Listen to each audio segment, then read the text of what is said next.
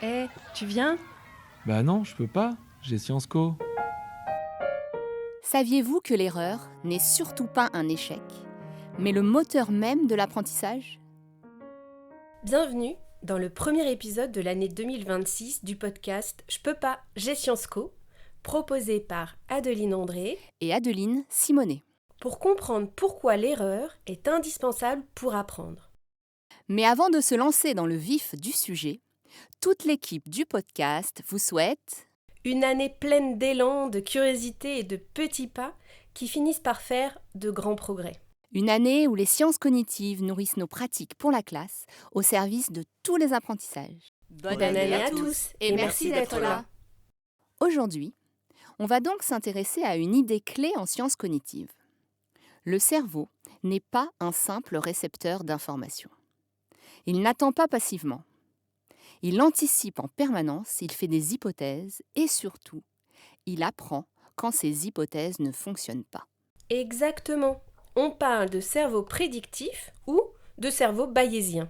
Dire que le cerveau est prédictif, c'est dire qu'à chaque instant, lorsqu'une situation se présente, une question, un problème, une consigne, notre cerveau anticipe le sens de cette situation, la réponse attendue ou la démarche à mobiliser à partir de ce qu'il sait déjà.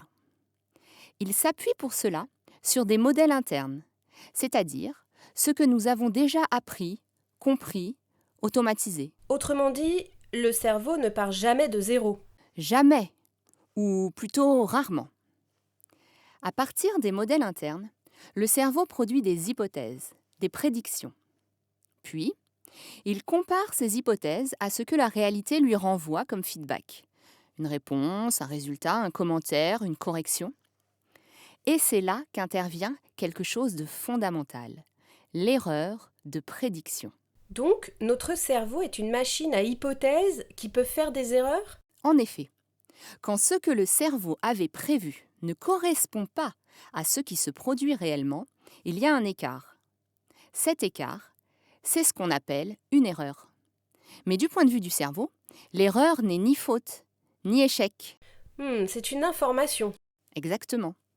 Une information précieuse qui dit « mon modèle ne colle pas à la réalité, il faut l'ajuster ». Et c'est cet ajustement progressif qui constitue l'apprentissage. J'aime beaucoup cette phrase du psychologue et enseignant Tal Ben-Shahar qui résume très bien cette idée. Apprenez à échouer ou vous échouerez à apprendre. Ce fonctionnement du cerveau prédictif semble s'articuler très clairement avec le concept développé par Stanislas Dehaene et que l'on appelle les 4 piliers de l'apprentissage, qui sont, rappelons-le, l'attention, l'engagement actif, le retour d'information, encore appelé feedback, et la consolidation mnésique. Alors voyons comment ces piliers sont convoqués par le fonctionnement d'apprentissage que nous sommes en train de décrire. Commençons par l'attention. Ok. L'attention joue un rôle clé à 2 moments du processus prédictif. D'abord, elle permet de capter la situation initiale, de comprendre la question posée et d'activer le bon modèle interne pour formuler des hypothèses. Ensuite, elle est indispensable pour traiter le retour sur erreur. Sans attention portée au feedback, l'écart entre la prédiction et la réalité ne peut pas être correctement détecté ni exploité. D'où l'importance d'aider les élèves à orienter leur attention vers les éléments de la situation qui vont permettre au modèle interne de fonctionner correctement. Oui, il ne faut pas hésiter à annoncer clairement ce qui est important, ce qui mérite une attention particulière et même prévenir les élèves. Faites attention à ce point-là, c'est là que l'on peut se tromper, et c'est normal. De plus, ce type de discours contribue peu à peu à modifier le statut de l'erreur, encore largement associé à l'idée de faute chez les élèves. L'erreur devient attendue, pas honteuse. Qu'en est-il maintenant de l'engagement actif ? Dans le fonctionnement que l'on décrit ici, le cerveau n'apprend que s'il a pu s'engager activement, c'est-à-dire s'il a formulé une ou plusieurs hypothèses. Si l'élève n'a rien anticipé, rien essayé, il n'y a pas vraiment d'erreur possible et donc exploitable pour ajuster le modèle. Pas d'hypothèse, pas de mise à jour. Exactement. Pour quelques pistes pédagogiques concrètes, je vais inviter nos auditeurs à patienter quelques semaines avant l'épisode à venir consacré aux stratégies pour engager tous les cerveaux. Passons au troisième pilier. Que peux-tu nous dire du retour sur erreur ? L'erreur de prédiction n'a de valeur que si elle est suivie d'un retour ou feedback, c'est-à-dire d'une information qui va pouvoir être confrontée à l'hypothèse formulée par le cerveau à partir de ce qu'il sait déjà. Un retour qui arrive notamment au bon moment. Oui, idéalement le plus proche possible de l'activité. C'est à ce moment-là que ce que l'élève a mobilisé pour répondre est encore accessible et que la comparaison avec la réalité est donc la plus efficace. L'épisode 7 du podcast aborde d'ailleurs en détail les différents types de feedback et les conditions qui les rendent réellement utiles pour progresser. Et dans l'épisode 8, une collègue, Anne-Lise, nous avait présenté une mise en œuvre très concrète du feedback immédiat, notamment après une évaluation sommative, avec un dispositif d'auto-évaluation bonifié. Et on voit bien que ces pratiques ne servent pas uniquement à corriger. Oui, exactement. Elles contribuent aussi à renforcer l'engagement actif des élèves.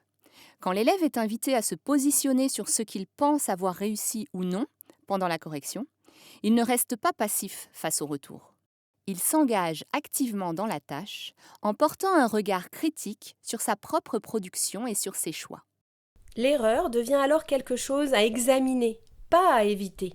Oui, et ce type de dispositif pédagogique contribue aussi, progressivement, à faire évoluer le statut de l'erreur. Elle est moins perçue comme une faute ou un échec, mais de plus en plus comme un levier de progrès. Et concernant le dernier pilier, la consolidation, Une fois que le modèle a été ajusté grâce à l'erreur, encore faut-il le stabiliser. C'est le rôle de la consolidation mnésique, que l'on peut aussi appeler mémorisation. tout à fait, car sans consolidation, l'erreur risque de se répéter. Et c'est justement ce que nous explorerons dans les prochains épisodes consacrés à la mémorisation. Pour conclure, si on adopte cette vision du cerveau prédictif dans nos pratiques et qu'on l'enseigne explicitement à nos élèves, alors l'erreur change de statut. Elle n'est plus une faute, un marqueur d'échec, une preuve d'incapacité. Elle devient une information sur l'état du modèle interne, une opportunité d'ajustement, un passage obligé de l'apprentissage et un levier de progrès. On ne cherche plus à éliminer l'erreur, mais à la rendre visible, compréhensible et exploitable. Alors on ne dit plus « attention, tu t'es trompé » ? Non. On dit « ce que tu avais en tête te conduit à cette réponse ? Voyons pourquoi et faisons une mise à jour pour ajuster ta compréhension. » Et on ne dit plus « évite de te tromper ». Non. On dit « ose l'hypothèse et apprends à la corriger. » Alors oui, l'erreur peut être inconfortable, mais pour notre cerveau prédictif, elle est un message. Et apprendre, c'est savoir écouter ce message, le comprendre et s'en servir pour ajuster progressivement ses modèles. Merci d'avoir écouté cet épisode.